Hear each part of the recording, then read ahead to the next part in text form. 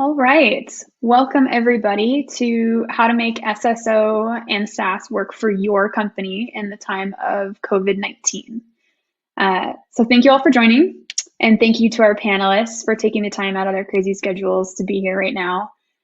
First, foremost, we hope that everyone joining the session and our speakers have been able to maintain the health and safety of themselves, their friends, their family, their coworkers, with everything going on right now.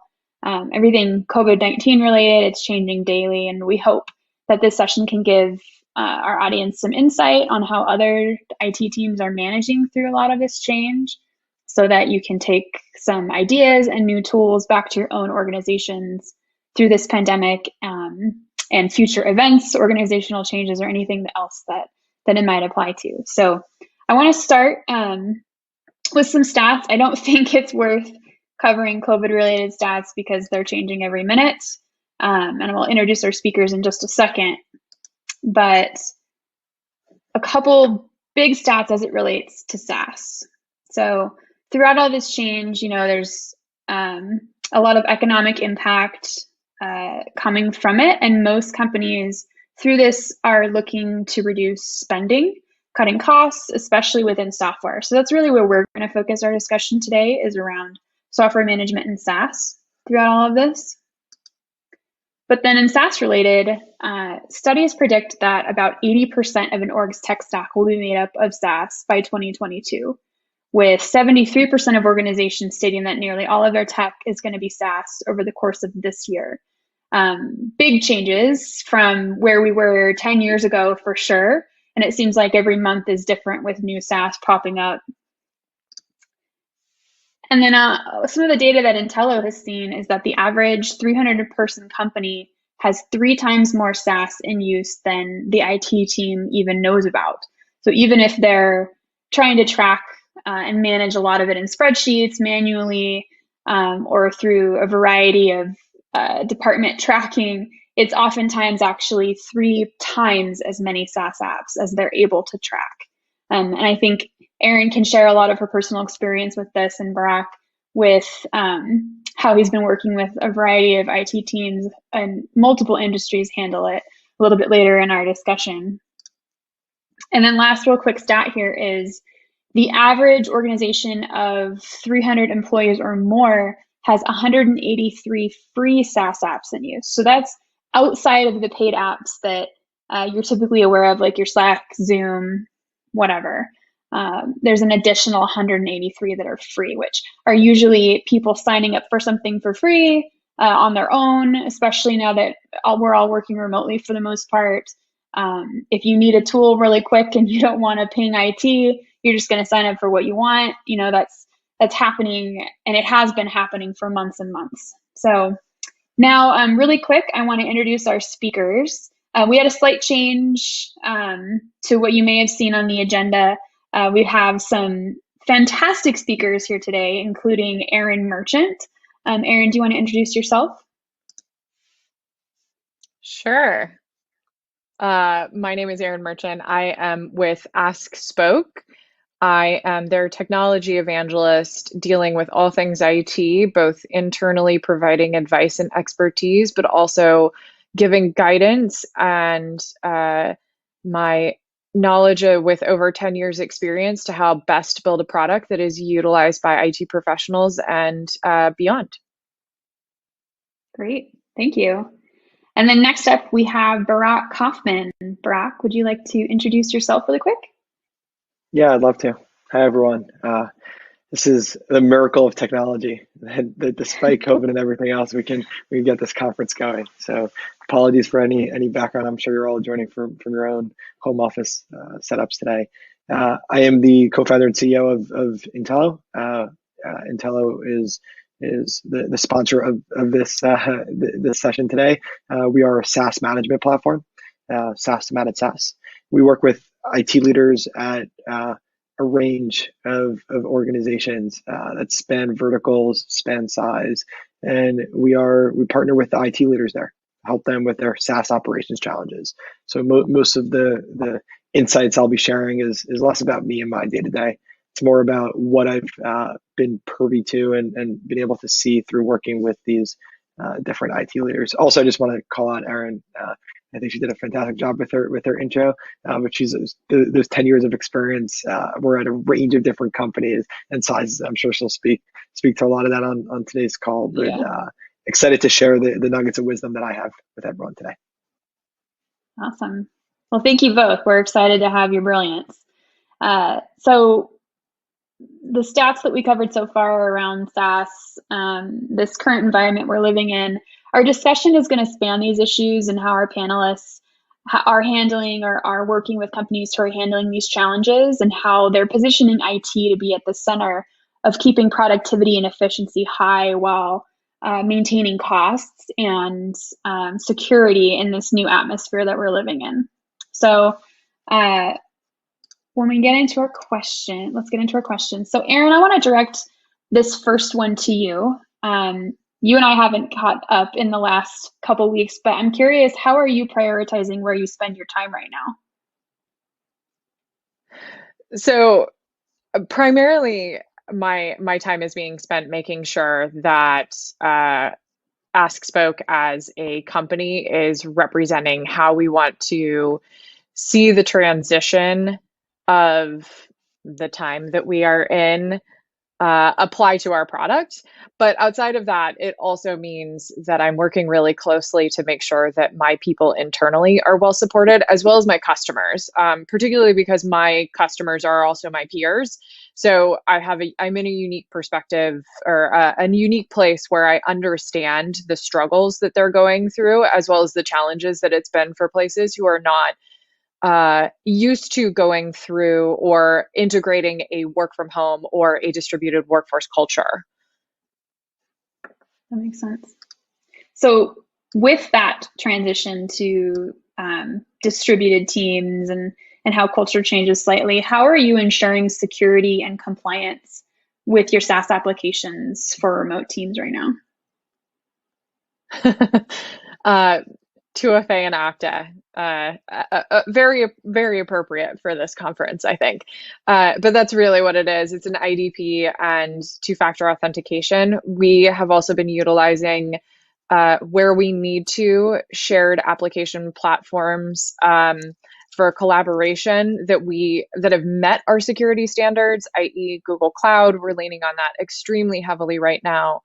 The other thing that we're doing is we're also providing a lot of training and understanding of how best to operate within a 1Password engaged environment.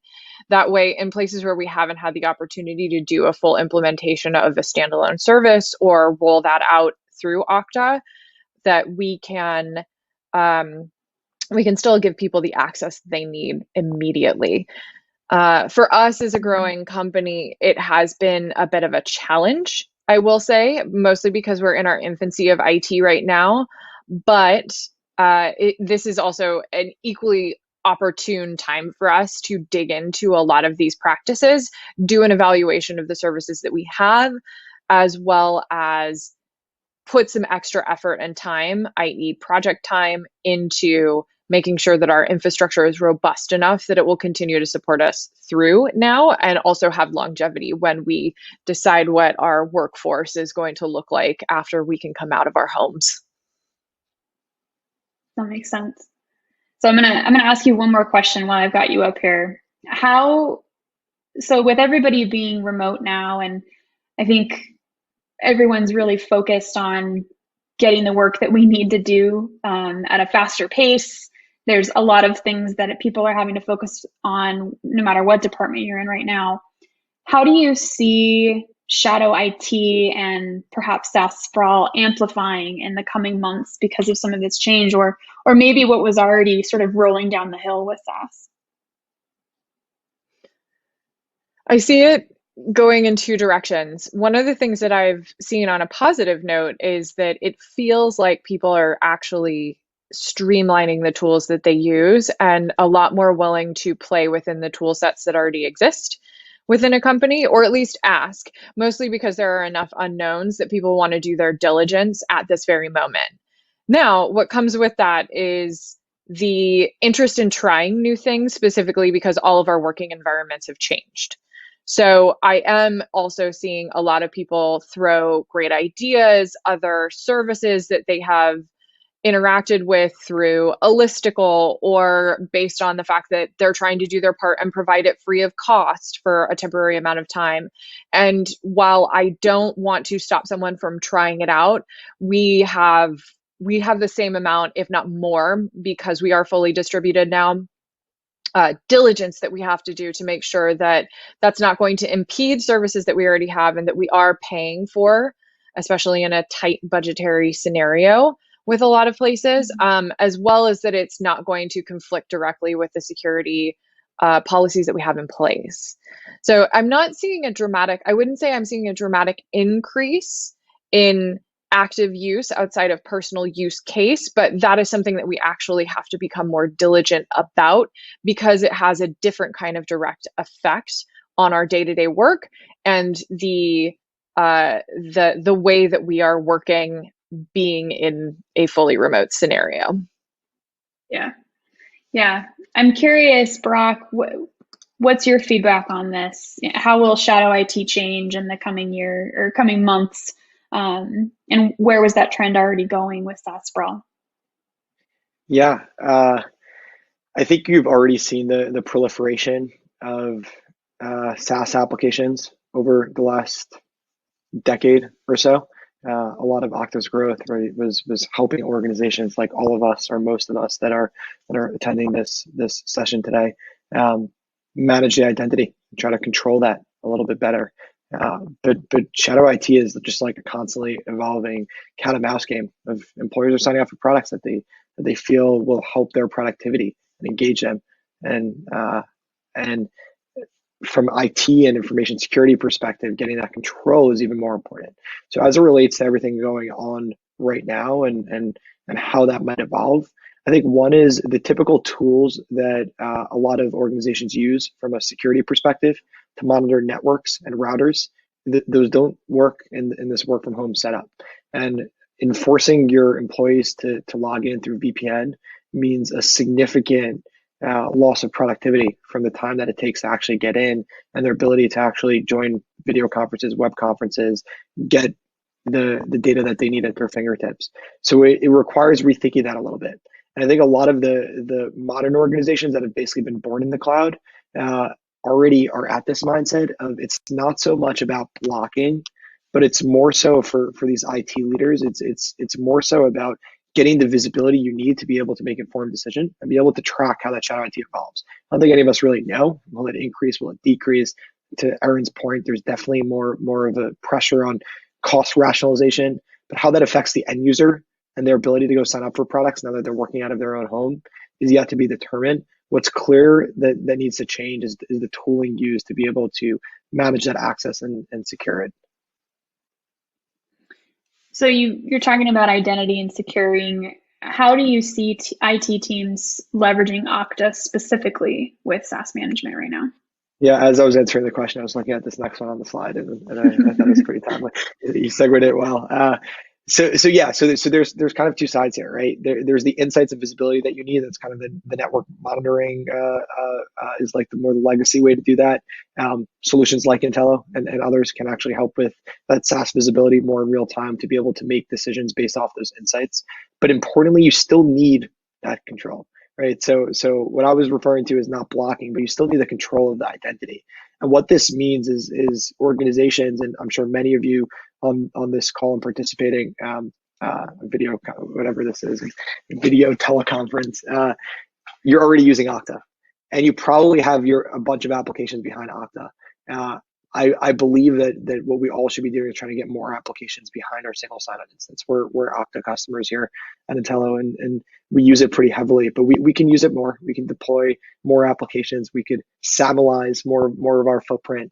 And I think that that's really where Okta is going to come in to be able to manage that identity. But also once you're actually managing and securing identity and logging into those applications through Okta, you can then create automation through onboarding and offboarding and training new employees that have to join remotely and getting them access to the products that they need. That's where Okta is really going to be able to come in. That's where single sign-on is going to be able to come in. And that's where SaaS management can be a partner there, right? At Intello, we integrate into Okta to be able to show you your license usage and visibility. into these different applications, all your connected Okta applications. That's how our customers are using Intello today, to get those real-time insights that they need with this changing environment. You're touching on something interesting with license usage, dipping into that area a little bit. So let's talk about that. How do you see teams monitoring app and license usage to ensure optimization? Like how, and I guess, how are they defining what they consider optimization? Yeah, it's a great question. There's almost like two separate problems. One is like IT cost rationalization is going to be top of mind for every organization. And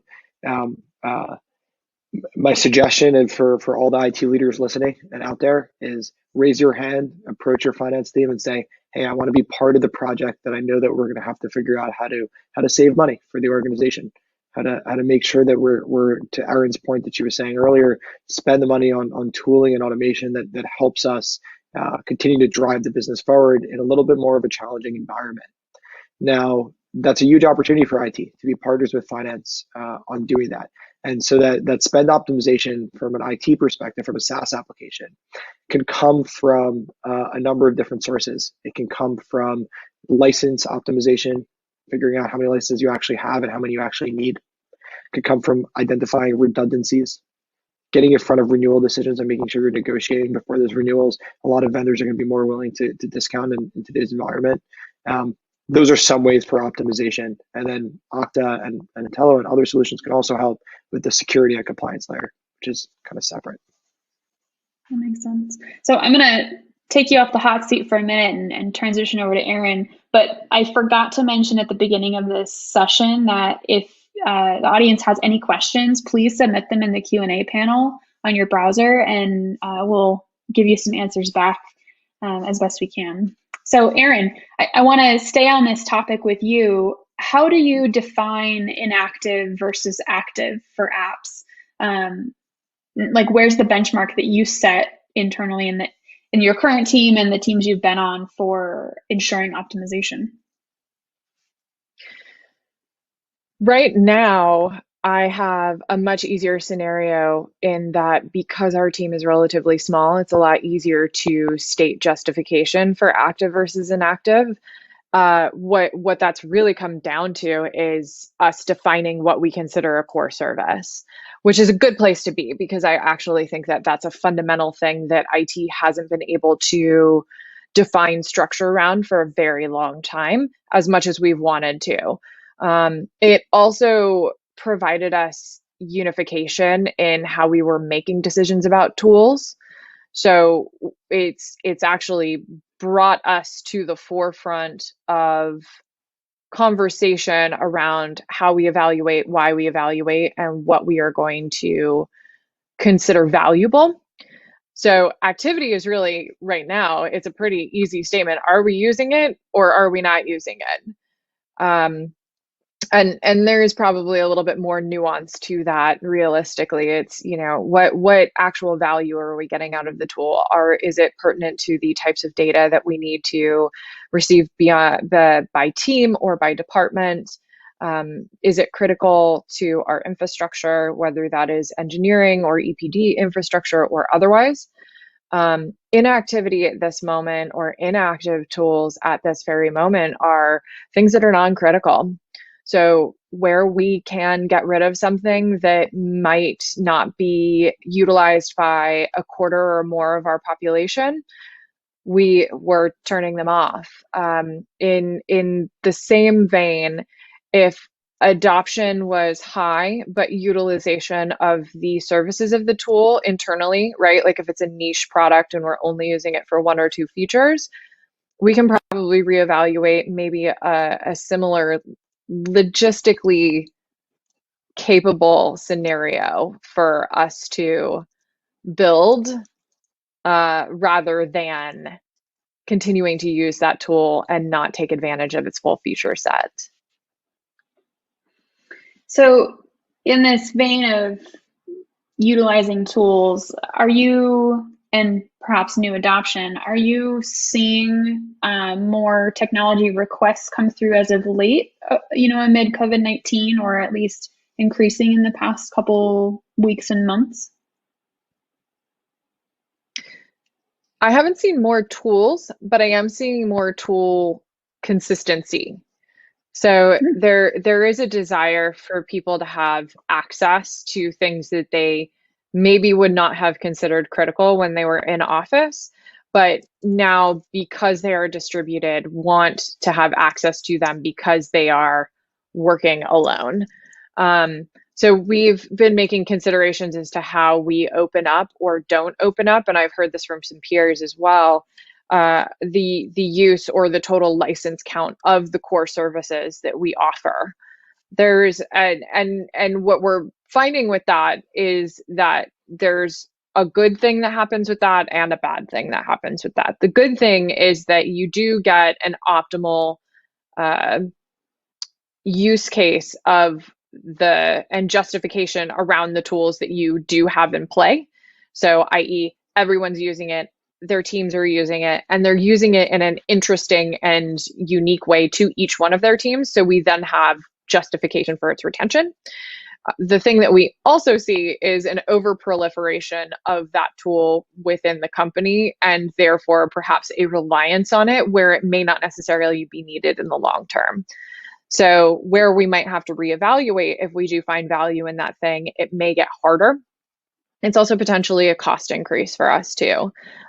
If those things are per seat or per license, we really have to look with more scrutiny at that total license count if we've increased it, and why that might be, and how we are going to shift that back into a normal regimented count at the end of this situation where people decide that they don't need it or utilization goes down, but are now attached to this thing.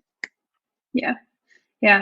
My husband actually works for a government organization locally, and he showed me a screenshot of their Microsoft Teams usage. And just in the last couple of weeks, it went up maybe 5,000% or something, where they weren't using any sort of remote communication. They weren't collaborating as much on platforms like that before, which is super interesting. So moving on to my next question, Barak, I'll probably start with you on this one. Everybody on this call, I mean, all three of us have systems in place to track SaaS and shadow IT. What benchmarks would you suggest to the audience to know what's healthy around the volume of SaaS applications, known or unknown, and what benchmarks will really matter in the coming months? So Barak, let's start with you on there, since you probably have the widest exposure across different organizations. Oh, it looks like we need to, Barak might have cut out for a minute. Let's start with you, Aaron. Geez, I was really going to lean on his expertise with multiple environments there.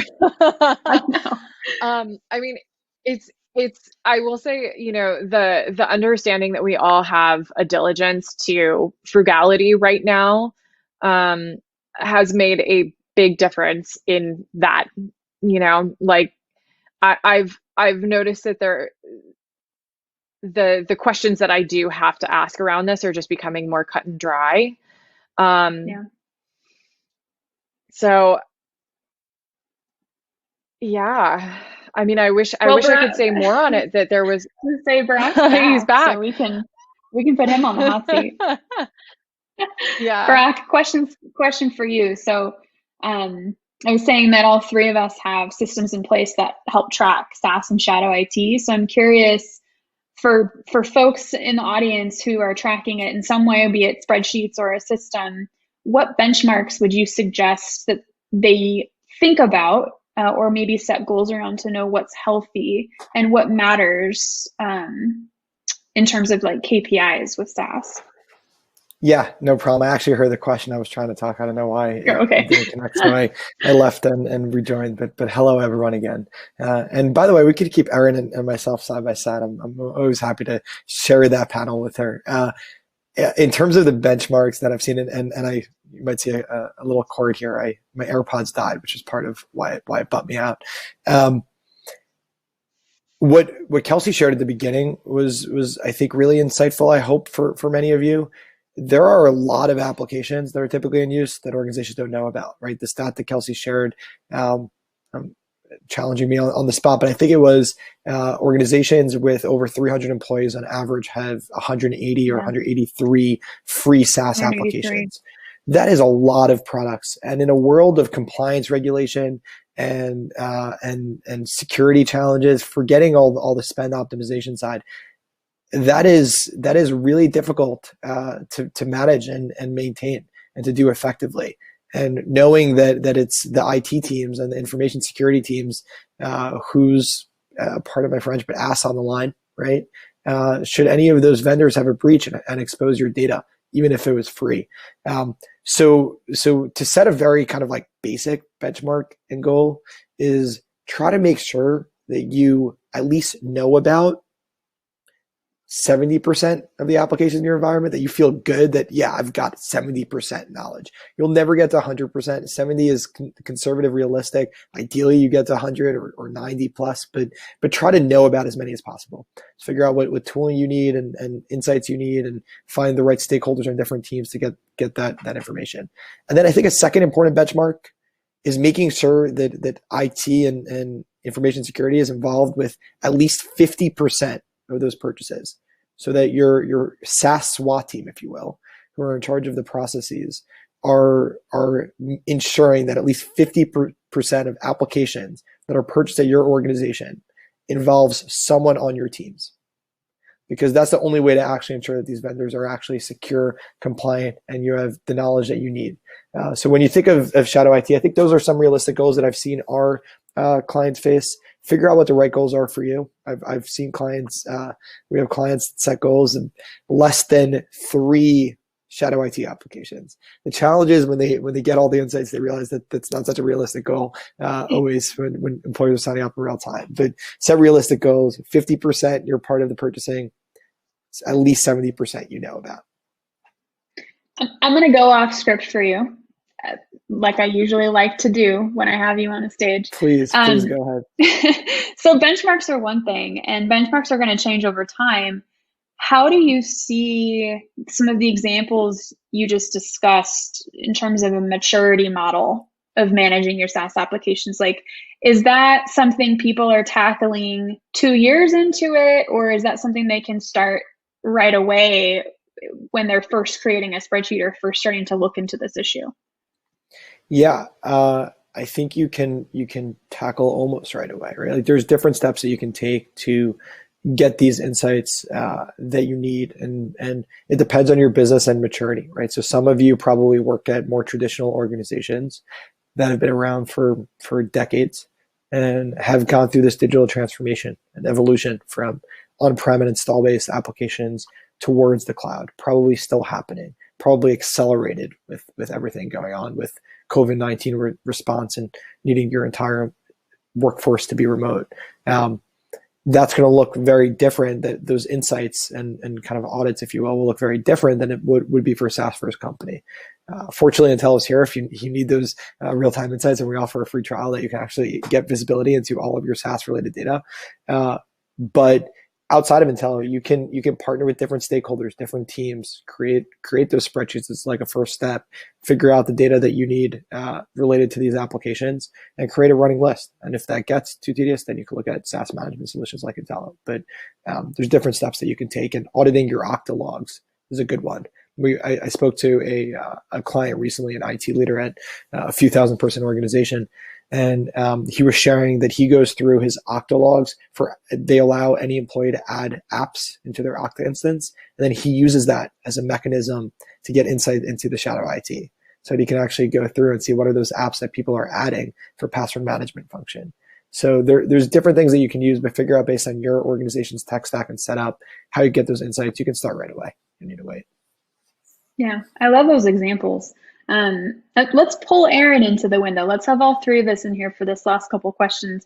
But I wanted to quickly, I was kind of digging through my notes a little bit, and I have an extra interesting data tidbits that Intello's seen in our data set, that on average, 500 to 1,000 person company typically has between 250 and 300 total SaaS apps in use, which means there's 2 to 3 apps per employee. So you could multiply that pretty easily across different organization sizes.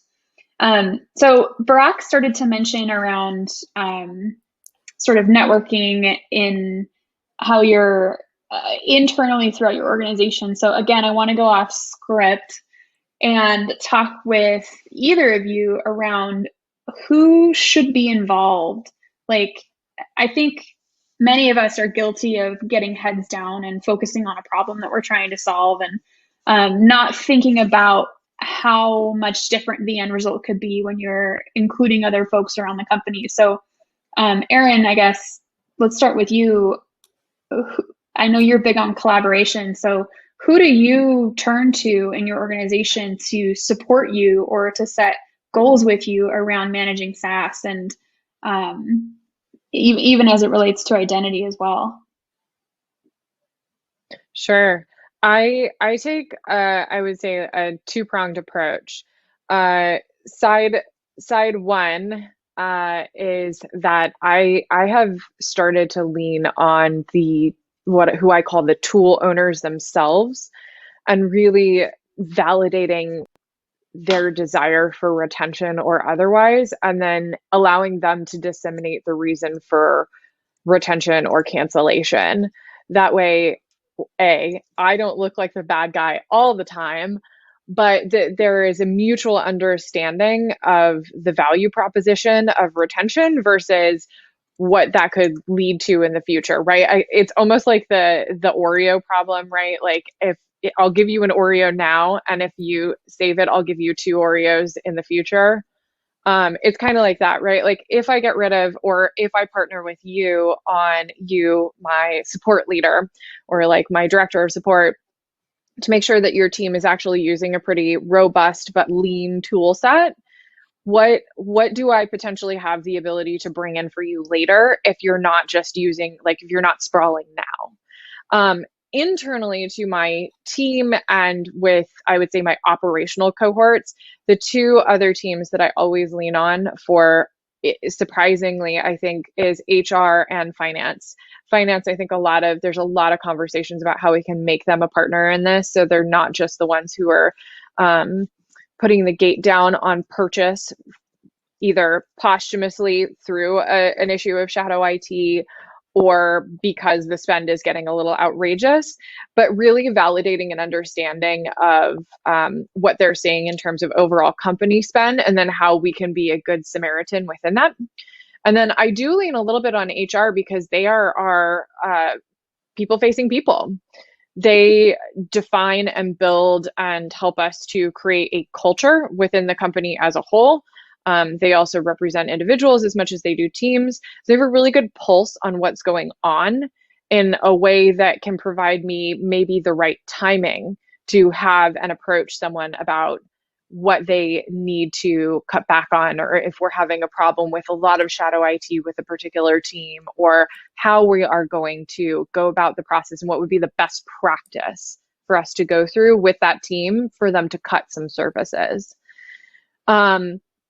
Ultimately, it can still be a challenge to bring all 4 of those units into a room. So it does take a little bit of juggling, though I think depending on your environment, there is a really great opportunity. And if you have the time and want to spend that time bringing everybody into a room so they can unify on solutions around this, it can be incredibly valuable, because it means going forward, there's usually a lot less overhead in the evaluation process, whether that's a service or something otherwise. And then there's also ownership, and it's not just co-ownership between 2 sets of teams or people at that point. It's business defined, which means that you are doing your due diligence as an individual steward within the business, but also that you are making mindful decisions that are going to have positive business impact. I'm going to get you a sash that says Chief Steward, just Chief Collaborator. So Barak, I love that. I like how, Aaron, you talked about it front. You framed your answer in the how you can give to get, and I think that that's really smart, and how we all should approach everything that we do, in life. But Barak, I want to ask you the same question. Who do you typically see on that? I've heard you use the term SaaS SWAT team. Who do you typically see on that team as well? You work with some companies like Peloton, Instacart, Epic Games. How do you see them getting people involved on that SaaS SWAT team? Yeah, firstly, I totally plagiarized the SaaS SWAT team. That was from a client of ours who actually calls it internally their SaaS SWAT team. So, Oh, snap. but I love it. I love it, and I've tried to share it with others because I think it's really a cool way to describe it. For that client and many of the ones that we see, it's very similar to what Erin was talking about. I think she just did an awesome job kind of walking through who those different stakeholders could be. But I guess just like high level to add my thoughts, you see HR to Erin's point, like they're the people. They're the people, right? And they're in charge of onboarding and offboarding and access and a lot of that. So you want them as part of your counterpart. Finance and / or procurement, right? Software spend for a lot of your organizations is a significant amount of total cost, right? And therefore, as you increase headcount or decrease headcount, the cost of software is associated with that. So your financial planning and analysis team, your FP&A team on finance, as well as your procurement team, rely very heavily on your input in terms of the software cost and the per license cost and spend optimization of all that. And then interestingly, what we've seen more and more of is legal get involved. You know, legal was always involved for contract negotiations, but because of all the compliance regulation, they're often tasked with that. So legal, we're starting to see involved in like that SaaS SWAT team more and more. And then lastly, and really importantly, and I'm sure many of you are fall into this group listening in on this call on this panel, which is the information security team, right? The information security team, the security and compliance team. This is the shadow IT topic that we've been talking about, right? And knowing who has access. So again, it's almost all the departments, right, or stakeholders. You could go through all of them, but just at a high level, the SaaS SWAT team, ideally you have someone, of course, IT at the center, you have information security, you have finance / procurement, you have HR, and now often you have legal involved as well. So these examples that you both discussed are really helpful. I like that you've outlined some of those key players, but let's look outside of the organization now for getting support and getting ideas for new initiatives that you're working on or challenges that you're working through. Erin, first of all, you're one of those people who is everywhere at once, and I don't even understand if you sleep, how you know so many people and remember so many people's names. But what I want to ask is, how are you engaging with your network of peers to get support in real time and share ideas, perhaps right now in relation to COVID-19 or just in general through the chaos that each day can bring? Thank you. That's very high praise. I do sleep, just in case anybody's worried about that. I do. I like a good nap.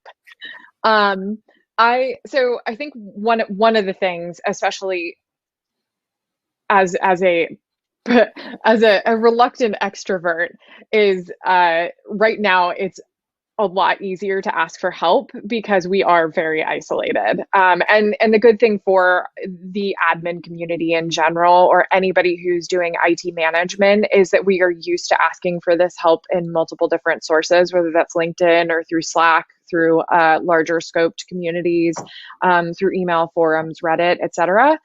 But it also comes with this really great thing that no answer is wrong right now, which ultimately may mean that it's not the right solution for you, but you are going to get direct engagement. So I've literally just been asking for help and dialing it up to 11, mostly to spot check, because though the types of requests that I believe that we are getting hasn't fundamentally shifted, like these are reactionary experiences that we are very used to in IT, the sheer amount of them and then scaling your support to be able to respond to that in such a short period of time was a challenge and is still a challenge. I will say Ask Spoke is pretty uniquely equipped to take a good look at this. Because everyone on our platform is submitting requests, whether that be internally for an IT team who's trying to figure out how to do project support for this, but also the amount of requests that users were putting in. And what we saw exactly that. The data that we pulled is literally that IT requests had spiked for a certain amount of time as we all transitioned in this very moment, but that the types of requests that were coming through were not necessarily different from our day-to-day. So it really did come back to scale. And then I go back again, with scale always comes the question of like, just how are you going to support, and how is your infrastructure going to support that? I encourage anyone who has questions about that or just needs somebody to spot check against that to reach out to either like us. I am always happy to help. I offer myself as a service in that regard. But also just to ask that question. It's a time for unique solutions, which is also a really exciting position for us in IT to be in. And I encourage people to embrace the weird ones, because people are going to be more fluid with their interest in engaging with that and their resilience when it doesn't work out. Yeah, that's brilliant. I got one more quick set of questions in our last few minutes here. What does it look like for you in the coming weeks and months? I know we're all kind of short term. There's a lot of wait and see going on. Barak, why don't we start with you? What do you see some of the companies and IT teams that you work with? What short-term goals are they setting right now? Yeah, I think the immediate kind of first goal was around supporting a remote workforce. For some organizations, like Intello, like I spoke, like Aaron was saying, it might have been an easier transition, right? If you're already kind of SaaS first and even had remote employees, maybe it was your engineering team or maybe it was your entire company. The pains of supporting a remote workforce wasn't as felt, but we've seen other companies that had to go order 1,000 laptops because they just didn't have laptops for employees and had to figure out their at-home workforce. My wife works at a company where she had to get 3 monitors at home and set it up because it's required for the kind of job that she has, right? So every organization had to prepare for that differently. I think that was the first and most immediate need for all kind of IT teams and really that SaaS SWAT team is, how do we support this remote workforce? How do we train them on Zoom? How do we get them using these different SaaS applications? How do we actually drive engagement with Slack for a lot of these users that always felt overwhelmed by Slack? Those are things that some SaaS first companies take for granted that other organizations really are figuring out how to make that work for them. So that was one big shift that we've seen with a lot of our clients and every organization, IT leader dealing differently with that remote workforce adoption. The second part is, I think the realization for a lot of organizations that there's going to need to be just a tightening around the belt related to cost and I spoke about this earlier, but being part of that IT cost rationalization project of understanding what you're spending money on and where we can save and make sure that we're efficient as an organization and continuing to grow and drive success with growth.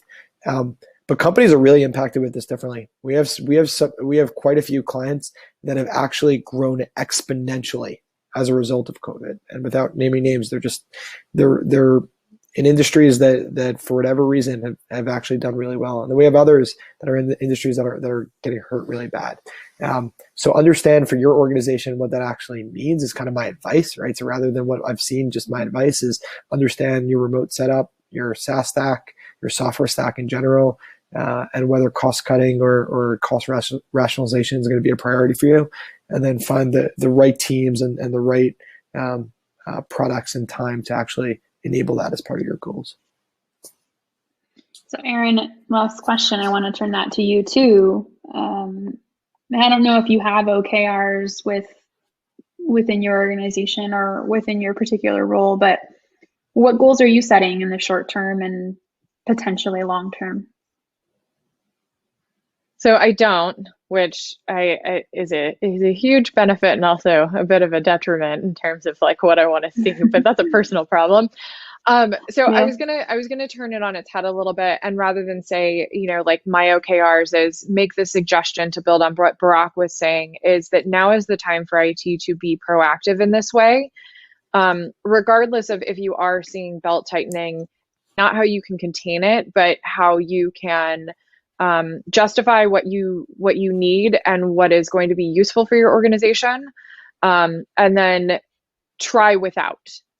I also think that this is an incredibly unique scenario that we are in for a multiplicity of reasons, but one is such that we all have a pretty level playing field when it comes to understanding the way that our users work, because we are all remote. In that you essentially have a relatively good baseline that you can justify tool usage, service usage, particular deployment plans, anything around what IT generally does, because everybody has a very similar scenario. So now is the time to, and even better, less distractions. We're not dealing with walk-ups. We are, so true. we may not be taking as many phone calls because there has been so much implementation of a chat solution. That was another takeaway that we saw from this, is that teams for us on our platform as well, who aren't utilizing a chat solution and are still doing an email-based ticketing system, are either considering implementing one, or that we would suggest that they implement one, because it does not only increase the efficiency that they have, but just the ease of use, as well as the conversations around what is going to be company beneficial. So I think that this is the time for us to take the strategies that we want. Like if I was going to apply something that would be equivalent to an OKR right now, it would be take all the desired strategies that we as IT professionals have, that we don't always have the ability to do in practice, because there are a lot of other complications in terms of in-person business objectives, and try them now. We have the ability to scope it as a project. We have the ability to scope it in a consistent way to all of our end users. And again, people are going to be more interested in the result and more willing to try that with us right now. That's so well said. Thank you. Well, okay, so we're out of time pretty much. This really flew by. I want to thank you both. I hope that this session was helpful for everyone, that everyone in our audience can take away some tangible strategies and ideas back to their teams. I hope we've gotten to everyone's questions. If we ran out of time, we'll definitely follow up with you individually. But thank you very much, and come check us out at the Intello booth. SaaS management for the win. Thank you, everyone. Thank you, Aaron. Thank you, Kelsie.